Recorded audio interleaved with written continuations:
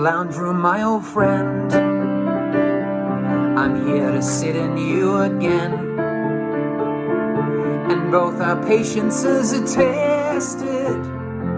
But if I leave, I'll be arrested. And outside, no whisper of the city noise, except one voice singing the sounds of lockdown. No drunk singing in the pub, no lights flash at the rub and tug, and no rumble of a passing tram, and no rattling of graffiti cans. And it feels like the city has sort of died. Then a baby's cry pierces the sound of lockdown.